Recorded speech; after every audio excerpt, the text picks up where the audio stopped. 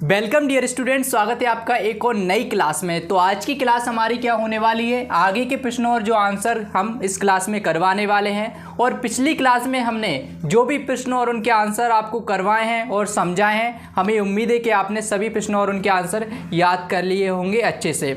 और काफ़ी सारे स्टूडेंट क्या है, रेगुलर क्लास नहीं ले रहे। जो रेगुलर क्लास नहीं ले रहे, फिर आपके ऊपर जो है वो प्रेशर पड़ता जाएगा, लोड बढ़ता जाएगा स्टडी का। इसलिए आप अपना सिलेबस टाइम पर और क्लास जो रेगुलर क्लास चल रही हैं, चाहे मैथ की हो या फिर साइंस की हो या फिर किसी अन्य सब्जेक्ट की, सभी क्लास लेते रहें। जिस दिन आपको क्लास मिले उसी दिन आप लेते रहें और उसी सिलेबस को भी साथ में याद करते रहें या कंप्लीट करते रहें, ठीक है। और साथ में नोट्स भी आपको तैयार करना है अपनी हैंड राइटिंग में, जिससे क्या हुआ, आपका रिवीजन करने में आपको मदद मिलेगी। जब रिवीजन चलेगा ना, 1 से 2 या 3 बार तक रिवीजन हम करवा सकते हैं, क्योंकि सिलेबस जो है हम जल्द से जल्द कंप्लीट करवाने वाले हैं। क्योंकि अभी न्यू सिलेबस जो है वो आया नहीं है। जैसे ही न्यू सिलेबस आएगा तो सारी क्लासें सही तरीके से चलने लगेंगी। सभी का टाइम टेबल भी आपको मिल जाएगा, कौन सी क्लास किस समय पर चलेगी।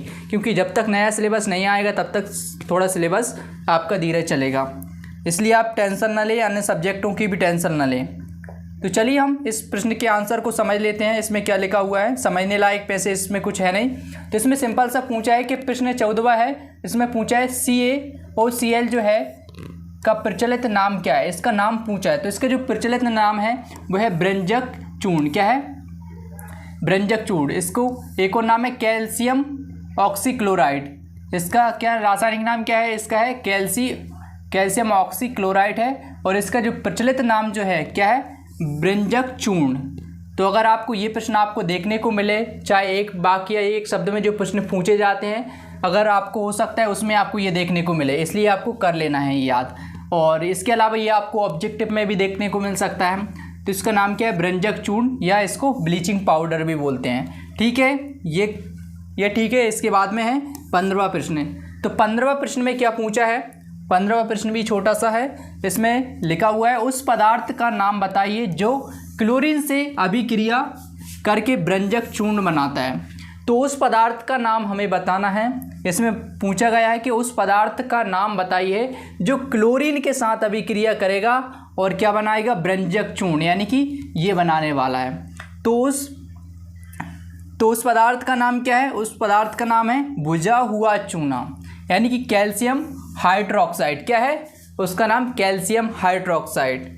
तो आपको समझ में आ गया कैल्शियम हाइड्रोक्साइड होता है। इसका फॉर्मूला हमने आपको बताया, इसका फॉर्मूला होता है CaOH ब्रैकेट में और OH2। तो यहाँ पर भुजा हुआ चूना होता है जिसको क्या बोलते हैं? Calcium hydroxide. तो ये कैल्शियम हाइड्रोक्साइड, ये आपको याद कर लेना है। इसमें कुछ नहीं है, ये सिंपल से प्रश्न और उनके आंसर हैं, इनको याद कर लेना है। और इसके बाद में आगे का जो प्रश्न है 16वां, तो 16वें में क्या पूछा है? 16वें में पूछा है कठोर जल को मृदु करने के लिए किस सोडियम यौगिक का उपयोग किया जाता है।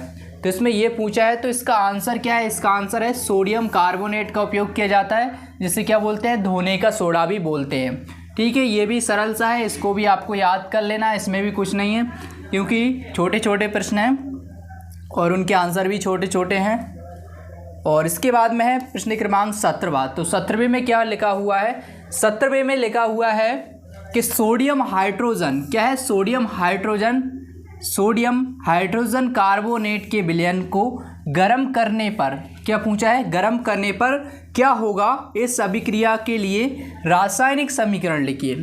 तो यहाँ पर मान लीजिए सोडियम हाइड्रोजन कार्बोनेट का एक विलयन है, अगर इसको हम गर्म करेंगे तो इसमें क्या होगा? इसके लिए एक अभिक्रिया आपको लिखना है। तो चलिए हम इसको भी समझ लेते हैं। तो इसका जो प्रश्न है इसका आंसर है, चलिए देख लेते हैं इसमें क्या लिखा हुआ है, क्या हो रहा है। तो इसमें हो रहा है सोडियम हाइड्रोजन कार्बोनेट के विलयन को गर्म करने पर सोडियम कार्बोनेट का विलयन बनता है। क्या बनता है? सोडियम कार्बोनेट का विलयन बनता है। अगर हम क्या करेंगे? सोडियम हाइड्रोजन कार्बोनेट के विलयन को अगर हम गर्म करेंगे तो क्या बनेगा? कार्बोनेट का विलयन बनता है। किसका? सोडियम कार्बोनेट का विलयन बनता है तथा कार्बन डाइऑक्साइड गैस निकलती है। चलिए अब हम इसका रासायनिक समीकरण से समझ लेते हैं। तो इसका रासायनिक समीकरण में क्या दिया हुआ है, सबसे पहले तो हम ये देख लेते हैं। इसके रासायनिक समीकरण हैं, इसमें क्या दिया हुआ है। तो इसमें यहाँ पर लिखा हुआ है, क्या लिखा हुआ है, सोडियम हाइड्रोजन कार्बोनेट का विलयन। तो सबसे पहले हमने क्या लिया है, सोडियम हाइड्रोजन कार्बोनेट का हमने विलयन लिया है, क्योंकि यही यहाँ पर आंसर में बोला जा रहा था। क्या बोला जा रहा था, सोडियम हाइड्रोजन कार्बोनेट के विलयन को गर्म करने पर सोडियम कार्बोनेट का विलयन हमें प्राप्त हो रहा है, तो यही बोला जा रहा था। तो सबसे पहले हम क्या लेंगे, सोडियम हाइड्रोजन कार्बोनेट का विलयन लेंगे। तो हमने ले लिया है, तो इसका फॉर्मूला आप यहाँ पर देख सकते हैं, NaHCO3 होता है। ठीक है, एक ही यहाँ पर इसलिए लिखा है क्योंकि ये विलयन अवस्था में है। ठीक है, और इसके बाद में ऊष्मा यहाँ पर इसलिए लिखी है क्योंकि इसको गर्म किया जा रहा है, ऊष्मा की आवश्यकता होगी, ऊष्मा के जरिए तो ये गर्म होगा, तो यहाँ पर इसलिए यहाँ पर ऊष्मा लिखा है। अब इसकी अभिक्रिया होगी तो क्या बन रहा है, सोडियम कार्बोनेट विलयन बन रहा है। तो सोडियम कार्बोनेट का विलयन कैसे बन रहा है, तो यहाँ पर आप देख सकते हैं। और इसमें एक चीज़ और लिखी थी, आपने नोटिस किया होगा कि कार्बन डाइऑक्साइड गैस जो है बाहर निकल रही थी। तो हम सबसे पहले इसकी अभिक्रिया करते हैं। हमारे पास सोडियम कितने हैं, हमारे पास है सोडियम, हमारे पास जो सोडियम है वो कितने हैं, 2 हैं, क्योंकि आगे 2 लग रहा है तो मतलब सोडियम भी 2 है और हाइड्रोजन भी 2 है और कार्बन भी 2 है। और इसके अलावा यहाँ पर जो O है यानी कि ऑक्सीजन जो है 3 यहाँ पर और 2, 3 दूनी 6 ऑक्सीजन हमारे पास है, क्योंकि ये 3 का इसमें गुणा होता है जब जाकर इसका पूरे निकलते हैं टोटल। तो यहाँ पर ये 6 ऑक्सीजन हमारे पास हैं, 3 दूनी 6। और इसके बाद में तो इस साइड अभिक्रिया भाई, तो यहाँ पर क्या आ गया, 2 सोडियम आ चुके हैं, Na2 लिखा है तो इसका मतलब 2 सोडियम। और इसके बाद में C कार्बन हमारे कितना आ गया, 1 कार्बन आ चुका है और O3 यानी कि 3 ऑक्सीजन आ चुके हैं। अब 3 ऑक्सीजन और बच रहे हैं, 3 ऑक्सीजन और बच रहे हैं। तो 3 ऑक्सीजन हमारे पास और बचे, कितने बचे, 3 ऑक्सीजन यहाँ पर हम लिख देते हैं, 3 ऑक्सीजन और हमारे बचे। तो सोडियम तो हमारा बैलेंस हो चुका क्योंकि 2 आ चुका है, 2 इधर इस साइड है। इसके बाद में हमारे पास क्या है, H बचा हुआ है, कितने, 2H हैं, तो हमने 2H यहाँ पर लिख दिए, H2 लिख सकते हैं 2H को, कोई प्रॉब्लम नहीं है। और इसके बाद में 1 ऑक्सीजन यहाँ पर लिख देंगे, तो यहाँ पर क्या हो गया, जल बन गया। H2 किसका फॉर्मूला होता है, जल का, तो फाइनली हमारा जल प्राप्त हो गया। अब इसके बाद में हमारे पास ऑक्सीजन कितने बचे, क्योंकि 1 घट गया 3 में से 1 घट गया, तो कितने बचे, 2 ऑक्सीजन बचे, कितने बचे, 2 ऑक्सीजन बचे। और हमारे पास कार्बन बच रहा है तो C लिख दिए, कार्बन लिख दिया, और इसके बाद में ऑक्सीजन के 2 यहाँ पर 2 ऑक्सीजन लिख दिए, तो क्या हुआ है, CO2, यानी CO2 किसका फॉर्मूला होता है, कार्बन डाइऑक्साइड का। तो फाइनली जो कार्बन डाइऑक्साइड गैस जो है वो निकल गई, गैस अवस्था में, इसलिए यहाँ पर G लिखा हुआ है। ठीक है, इतना क्लियर है। इस रिएक्शन में अगर किसी भी प्रकार की कोई दिक्कत हो तो आप हमें बताना। इसमें सिंपल सा यहाँ पर लिखा हुआ है कि सोडियम हाइड्रोजन कार्बोनेट जो विलयन है, जब इसकी अभिक्रिया यानी जब इसको गर्म किया जाएगा तो ये किस में टूट जाएगा, ये बना लेगा सोडियम कार्बोनेट का विलयन बना लेगा, साथ में जल निकल जाएगा और साथ में कार्बन डाइऑक्साइड गैस निकल जाएगी। ये यहाँ पर ये अभिक्रिया हो रही है, इसमें कोई प्रॉब्लम है नहीं है। तो चलिए आगे बढ़ते हैं। और इसके बाद में जो आगे का जो प्रश्न है वो है प्रश्न क्रमांक 18वां। तो इसमें क्या लिखा हुआ है, इसमें लिखा हुआ है प्लास्टर ऑफ पेरिस की जल के साथ अभिक्रिया का समीकरण लिखिए। तो प्लास्टर ऑफ पेरिस क्या होता है, तो प्लास्टर ऑफ पेरिस जो होता है इसकी किसके साथ अभिक्रिया कराना है, जल के साथ अभिक्रिया कराना है। तो प्लास्टर ऑफ पेरिस का फॉर्मूला क्या होता है, तो प्लास्टर ऑफ पेरिस का जो फॉर्मूला होता है वो यहाँ पर लिखा हुआ है CaSO4 यहाँ पर इंटू इसके बाद में 1/2 H2O। तो यहाँ पर ये जो जल के अणु हैं वो कितने हैं, 1/2 लिख रहा है, तो इसका मतलब है आधा यहाँ पर जल का अणु है, कितना है, आधा। 1/2 का मतलब वो यहाँ पर होता है आधा, क्या होता है, 1/2 का मतलब है आधा। और इसके बाद में इसकी हमें किसके साथ अभिक्रिया कराना है, जल के साथ अभिक्रिया कराना है। तो इस रिएक्शन को हम समझते हैं, यहाँ पर क्या लिखा है, प्लास्टर ऑफ पेरिस की जल के साथ अभिक्रिया का समीकरण। तो यहाँ पर समीकरण लिखा हुआ है। सबसे पहले तो हमें प्लास्टर ऑफ पेरिस का क्या पता होना चाहिए, फॉर्मूला पता होना चाहिए। जब तक हमें प्लास्टर ऑफ पेरिस का फॉर्मूला याद नहीं होगा तब तक हम क्या करेंगे, तब तक हम इसको समीकरण में नहीं लिख पाएंगे। इसलिए सबसे पहले हमें याद करना है प्लास्टर ऑफ पेरिस का जो फॉर्मूला है वो आप लिख लेना है। क्या लिखोगे, CaSO4 और इसके बाद में क्या लग रहा है, डॉट लग रहा है, यानी कि इंटू 1/2 H2O। ठीक है, इतना क्लियर है। ये आपका प्लास्टर ऑफ पेरिस का फॉर्मूला लिख लेना है, क्योंकि ये ऑब्जेक्टिव में भी पूछा जाता है। हो सकता है रेगिस्तान में आ जाए, हो सकता है आपके एक शब्द या एक वाक्य वाले प्रश्न के आंसर में आ जाए, लिखने को आ जाए। तो इसलिए आपको प्लास्टर ऑफ पेरिस का फॉर्मूला याद होना चाहिए। अब इसके बाद में इसमें लिखा है कि जल के साथ अभिक्रिया करना है। तो जब जल के साथ अभिक्रिया करना है तो जाहिर सी बात है जल का फॉर्मूला क्या होता है, H2O होता है। क्या होता है? H2O होता है। लेकिन अब यहाँ पर डिपेंड करता है कि H2O के हमें कितने अणु लेना है।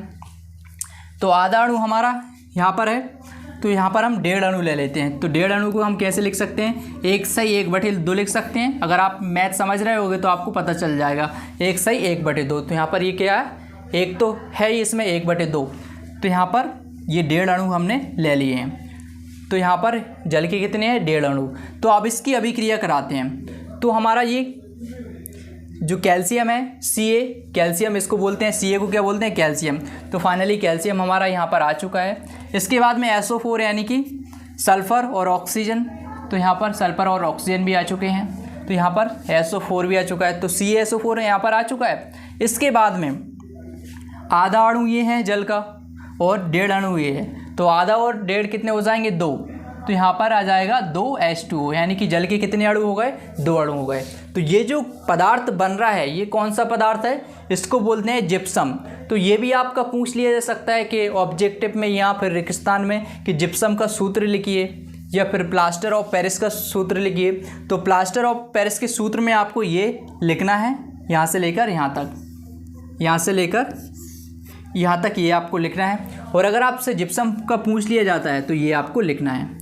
इतना आपको लिख के रखना है अपने नोट्स में, जो भी आप नोट्स बना रहे हैं। ठीक है, इतना क्लियर है? आपको समझ में आ गया कि जब प्लास्टर ऑफ पेरिस की जल के साथ अभिक्रिया करानी होती है या जल के साथ अभिक्रिया कराई जाती है तब क्या बनता है? तब बनता है जिप्सम। और जिप्सम का फॉर्मूला होता है CaSO4 इंटू और इसके बाद में 2H2O। ठीक है, इतना क्लियर? इसमें कोई डाउट है आपका तो हमें व्हाट्सएप पर बता देना है, क्योंकि हम दोबारा भी क्लास ले लेंगे। हमारा काम ही है डाउट क्लियर करना स्टूडेंट के। और इसके बाद में हम अगला प्रश्न समझ लेते हैं। अगला जो प्रश्न है हमारा वो है 19वां। कौन सा है? प्रश्न क्रमांक 19वां। आश्रित जल विद्युत का चालक क्यों नहीं होता है? आश्रित जल जो होता है वो विद्युत का चालक क्यों नहीं होता है?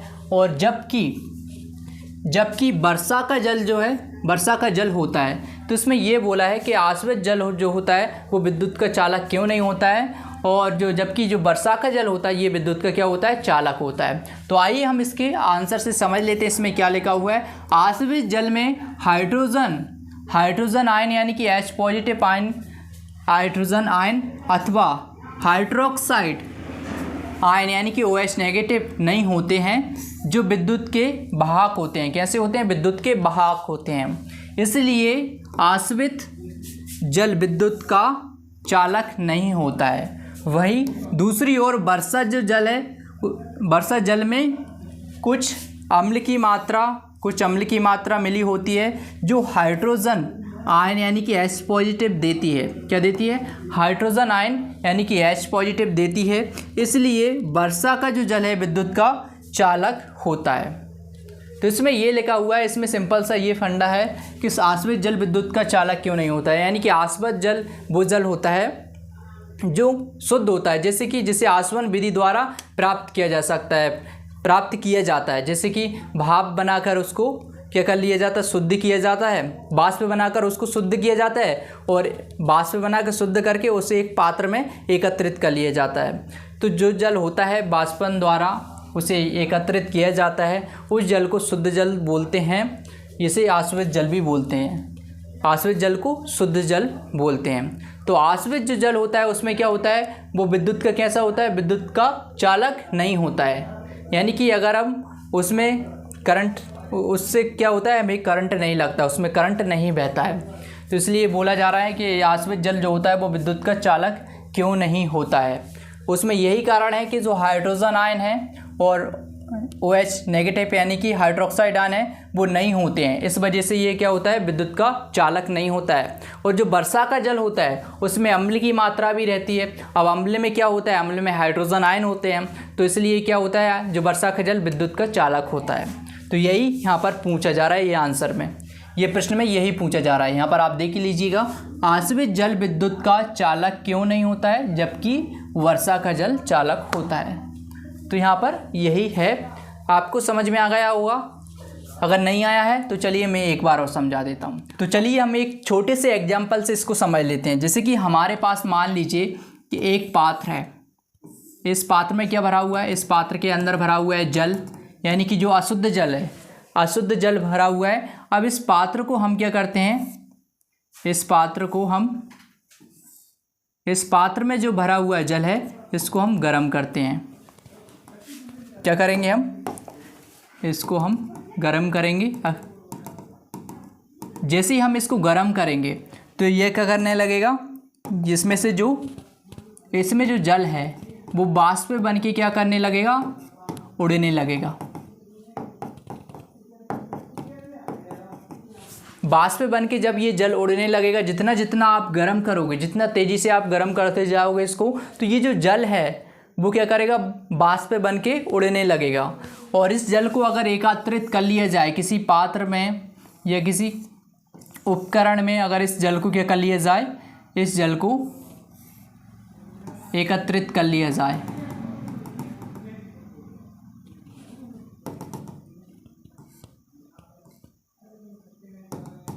इस जल को अगर एकत्रित कर लिया जाए तो ये जो जल है ये पूर्ण रूप से क्या है, शुद्ध जल है। कैसा है, शुद्ध जल है। ये शुद्ध जल हमें प्राप्त होगा। अब ये शुद्ध जल है, इसी को क्या बोलते हैं, आश्रित जल बोलते हैं। ठीक है, इतना क्लियर है। अब आपको समझ में आ गया होगा आश्रित जल किसे बोलते हैं, जिससे शुद्ध जल को आश्रित जल बोलते हैं, जो कि आश्वान विधि द्वारा प्राप्त होता है। यानी कि बाहर जो वाष्प बन के जो जल उड़ता है उसको एकत्रित कर लिया जाता है, ये प्राप्त होता है, उसे क्या बोलते हैं, आश्रित जल बोलते हैं। अब इसमें क्या होता है, विद्युत का जो होता है चालक नहीं होता है। यानी कि अगर इसमें करंट डालोगे तो इसमें करंट नहीं चलेगा। यानी कि नहीं, इसमें करंट अगर आप डालोगे ना करंट के बाहर, तो इसमें करंट आप, जैसे कि मान लो यहाँ पर करंट के बाहर डाल दिए, अगर आप यहाँ पर आप टच करोगे ना तो यहाँ पर करंट नहीं लगेगा। ऐसा आपको करके देखना नहीं है, ठीक है। तो इसमें क्या करंट नहीं लगेगा, क्योंकि ये विद्युत का चालक नहीं होने देते हैं। आश्रित जल जो होता है वो क्या होता है, विद्युत का चालक नहीं होने देता है, ठीक है। जबकि जो वर्षा का जल होता है, वर्षा के जल में क्या होता है, वर्षा के जल में अम्ल भी होता है, अम्ल होता है। अम्ल में कौन से आयन होते हैं, अम्ल में होते हैं हाइड्रोजन आयन, ठीक है। जब अम्ल में हाइड्रोजन आयन है तो वो विद्युत का कैसा होगा, चालन होगा। तो जैसे ही आप वर्षा के जल में अगर करंट, जैसे ये वर्षा का जल है उसमें अगर आप करंट के तार डालोगे तो आपको करंट लग जाएगा। जबकि आश्रित जल में ऐसा नहीं है, अगर आप उसमें तार डालोगे तो करंट नहीं लगेगा, क्योंकि वो विद्युत का चालक नहीं होता है। ठीक है, क्लियर है, आपको समझ में आया। इसमें कोई दिक्कत है, दिक्कत है इसमें क्या होते हैं, एक चीज़ और है कि OH नेगेटिव आयन भी नहीं होते हैं, इसमें H पॉजिटिव आयन भी नहीं होते हैं। ये हमने इस प्रश्न में लिखा हुआ है। तो आपको इतना ही याद करना है, ज़्यादा अंदर तक आपको डीपली जाने की कोई आवश्यकता नहीं है इसमें। और इसके बाद में आगे के प्रश्न हम समझ लेते हैं, ये आपको लिखने की आवश्यकता नहीं है, ये चित्र वगैरह। और इसके बाद में अगला जो प्रश्न है वो है, जल की अनुपस्थिति में अम्ल का व्यवहार अम्लीय क्यों नहीं होता है। इसमें ये पूछा है, जल की अनुपस्थिति में अम्ल का जो व्यवहार है वो अम्लीय क्यों नहीं होता है। तो इसमें सिंपल सा लिखा है, जल की अनुपस्थिति में अम्ल हाइड्रोजन आयन यानी कि H पॉजिटिव, हाइड्रोजन आयन यानी कि H पॉजिटिव नहीं देते हैं। और जो अम्लीय व्यवहार के कारक इसलिए जल की अनुपस्थिति में अम्ल का व्यवहार अम्लीय नहीं होता है। तो इसमें सिंपल सा यहाँ पर ये लिखा हुआ है कि जल की अनुपस्थिति में, यानी कि यहाँ पर जल क्या है, अनुपस्थित है। जल की अनुपस्थिति में अम्ल हाइड्रोजन आयन नहीं देते हैं, क्योंकि अम्ल क्या देता है, अम्ल जो होते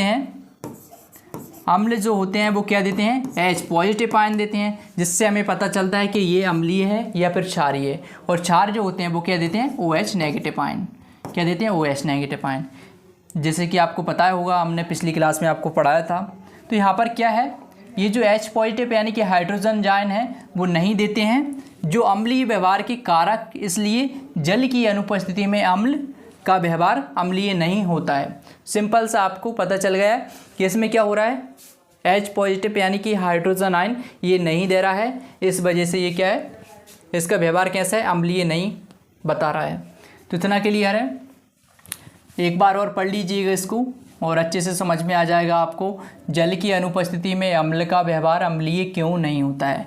जल की अनुपस्थिति में अम्ल हाइड्रोजन आयन यानी कि H पॉजिटिव नहीं देते हैं, जो अम्लीय व्यवहार के कारक हैं, और इसलिए जल की अनुपस्थिति में अम्ल का व्यवहार कैसा होता है, अम्लीय नहीं होता है। अगर हाइड्रोजन आयन देता तो क्या होता है, अम्लीय होता। अगर हाइड्रोजन आयन नहीं दे रहा है तो अम्लीय व्यवहार नहीं दर्शा रहा है। क्लियर है।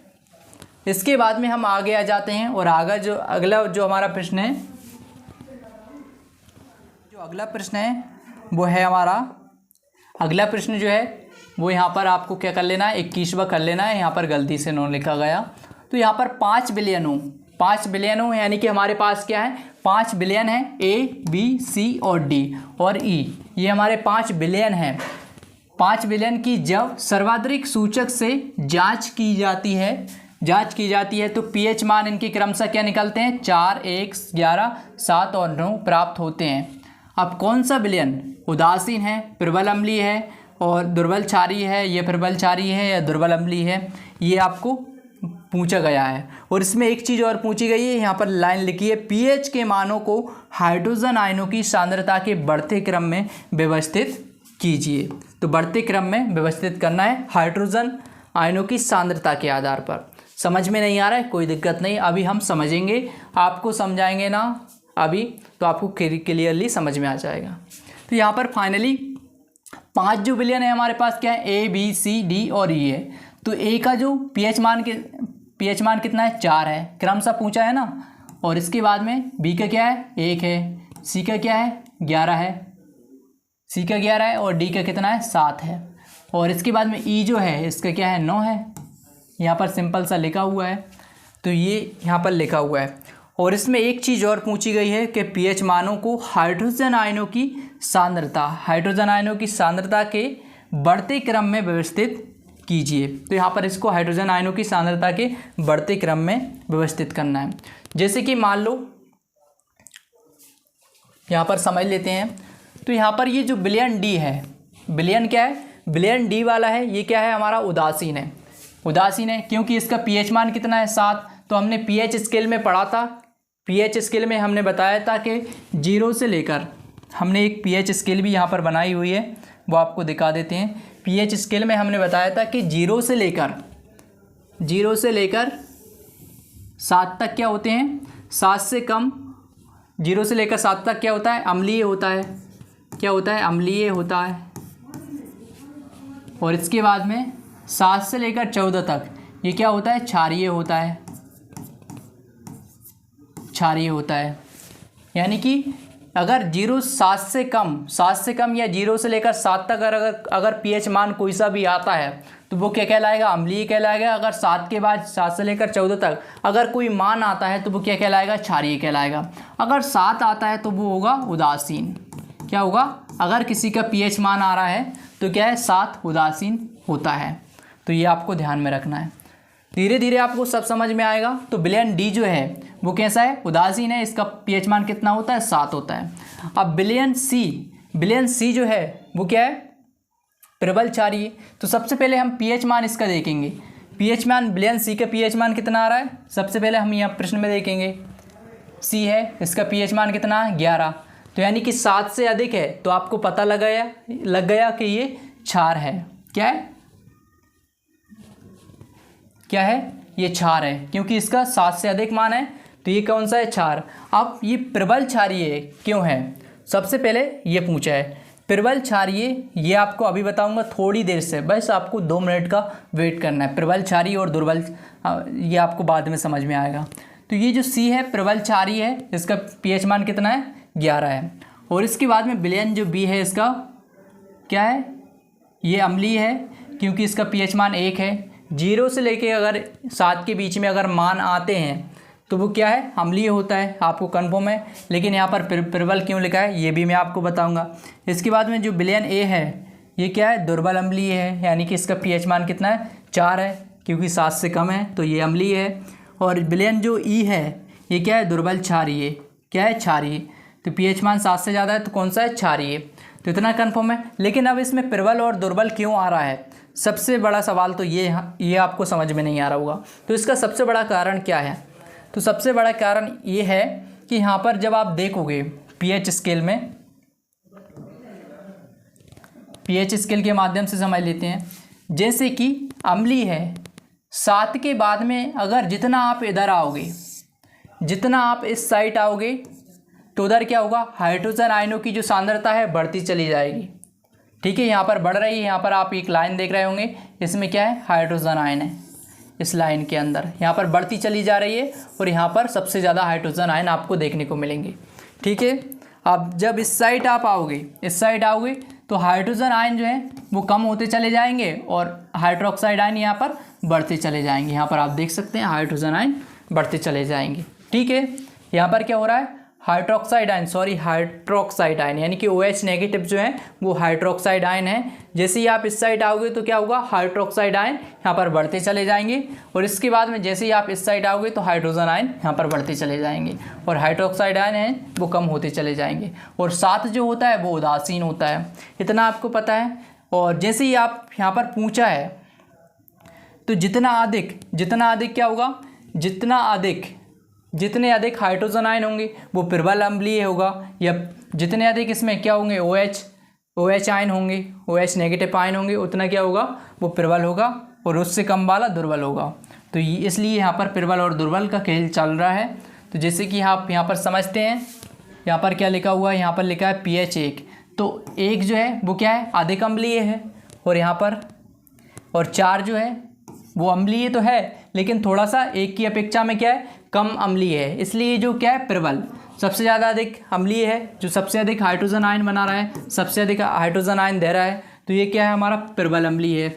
और ये जो 4 है जिसका pH मान 4 है, ये हमारा दुर्बल इसलिए है, दुर्बल अम्लीय इसलिए है क्योंकि ये थोड़ा इसकी अपेक्षा में कम हाइड्रोजन आयन दे रहा है और थोड़ा सा कम अम्लीय है इसकी अपेक्षा में, 1 की अपेक्षा में, इसलिए प्रबल और दुर्बल है। और इसके बाद में यहाँ पर लिखा है प्रबल क्षारीय, तो ये क्या दे रहा है, 11 pH मान है इसका, क्या है, 11 pH मान है। इसमें OH की संख्या जो क्या है, OH यानी कि OH आयन जो है वो इसकी अपेक्षा में 9 की अपेक्षा में ज़्यादा है ना, क्योंकि 9 में थोड़े से कम OH आयन दे रहा है।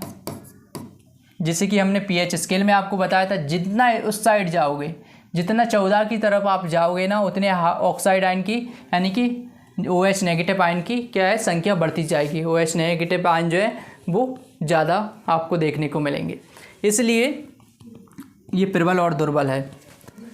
इतना क्लियर है। ये कौन सा है, दुर्बल।